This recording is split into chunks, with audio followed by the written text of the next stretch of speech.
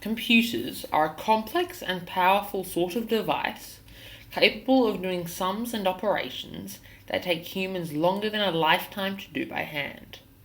The processing of computing is done by chips, which are made of hundreds of millions of logic gates. Logic gates are then made of transistors, which are in turn made of the building block of computing, doped silicon. Silicon occupies the 14th spot on the periodic table. Its two most important properties is that it is a semiconductor and has 4 valence electrons. A semiconductive element is an element that is only mediocre at conducting electricity. It is better than all insulators such as glass or wood, but worse than all metals such as iron or copper. Valence electrons are the electrons in the outermost shell of an atom. Silicon has 4 of these, and most of its exploitations are based on that. Due to its 4 valence electrons, silicon forms a neat lattice of a crystal. This is where doping comes in.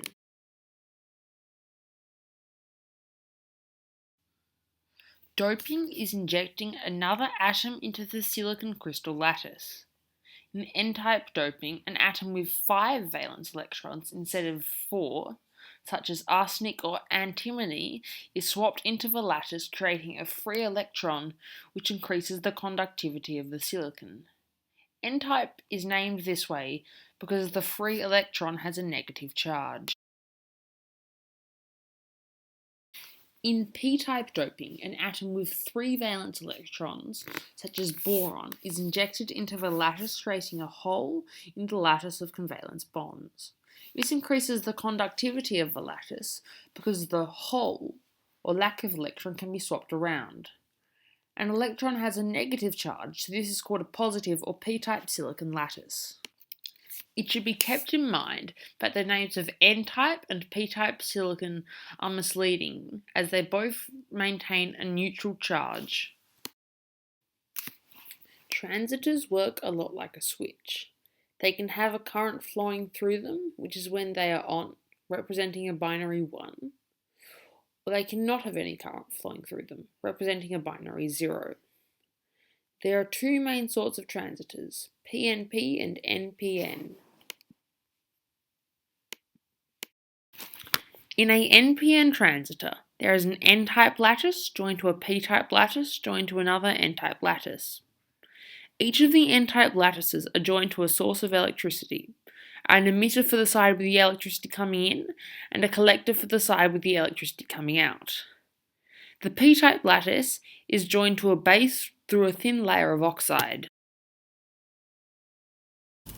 As the negative type silicon lattices have electrons without a place in the lattice, and the positive type silicon lattices have gaps requiring an electron to fill them, on the edges where the p-type and n-type meet, electrons from the n-type move over to fill the holes in the p-type lattices.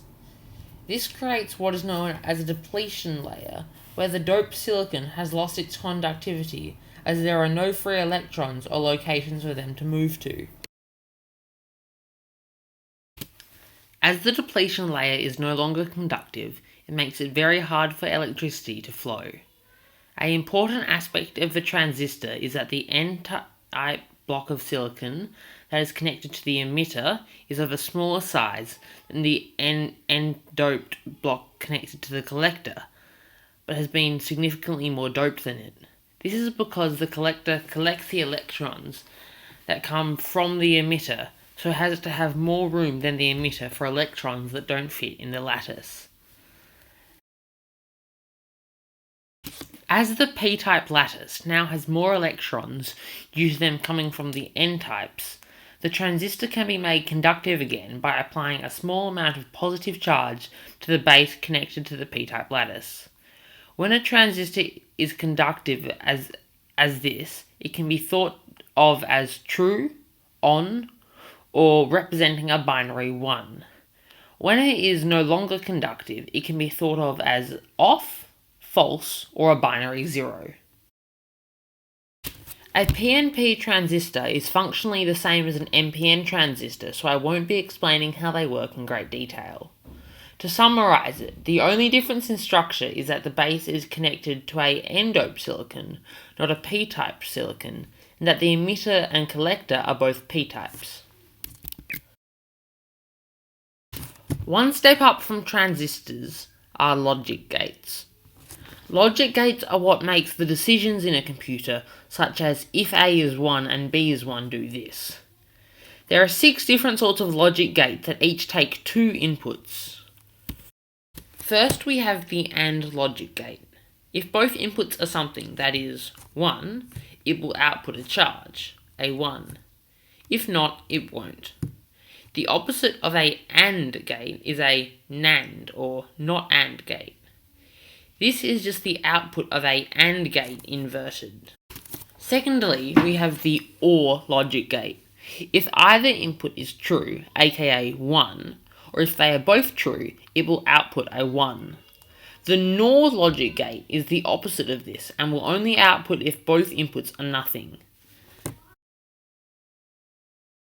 The third class of logic gate is the XOR or exclusive OR gate. This will output if and only if one of its inputs are 1, but not if they are both true. The reverse of this is the XNOR gate, which will output if both of the inputs are the same. The final 7th logic gate only takes one input. The NOT or inverter logic gate will output true if the input is false and false if the input is true. The inverter gate is used to make the NAND, NOR, and XNOR gates. Let's start with the NOT logic gate, as this is the simplest to make. One way of making it is having the input go into the base of a transistor. The collector of the transistor is connected to an area of lower voltage, and the emitter is connected to the output, a resistor, and then a power source. If the input in this diagram, A, is a positive current, otherwise known as a 1, electricity will flow from the VCC through the transistor and to the drain, otherwise known as the collector. Because of this, there won't be much electricity left to come out of the output in this diagram, F. So if there isn't a strong input, then no energy will be lost through the collector, and more will come out of the output, representing a 1 or true.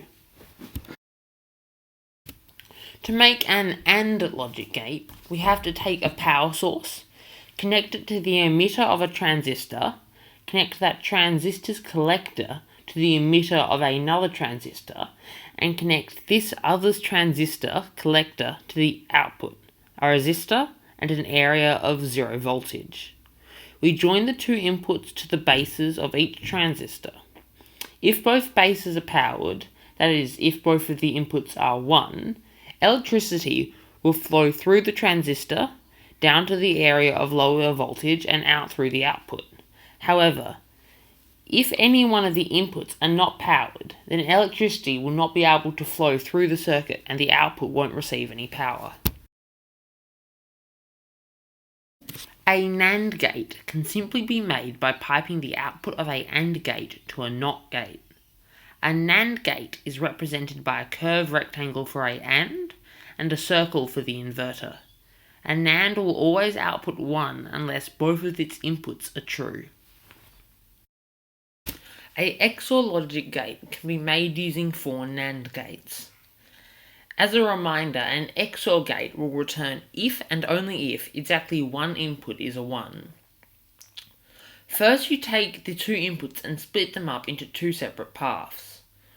Both of the inputs go into an initial NAND gate, which output is then split between 2 more NAND gates, which both also receive one of the 2 original inputs. Finally, the output of these 2 NAND gates are sent to a final NOT AND gate, which then outputs. Let's take a look at what happens if both of the signals coming in are true. The first NAND gate gets 2 trues. This is the only scenario in which it doesn't output So the second and third gate both get one true and one false. As this works for both of them, they both output a charge to the final NOT AND gate, which outputs nothing because both of its inputs are true. If both of the inputs are false, the first NAND gate will output a 1 to the second and third gate, which both also get a 0 from the original input. As their inputs are both not true, they will both output a 1 to the final gate, causing it to not output a charge, aka a 0. If, however, one charge is true and the other is false, the first NAND gate will output true, as they are both not true. This will cause one of the gates to receive a 1 from the original input and a 1 from the first gate, so this gate will send a 0 to the final gate. The other gate, however, will receive a 0 and a 1, which will output to the final gate as well. As the final gate has now received a true and a false, it will output a positive charge. Now we have made an XOR gate.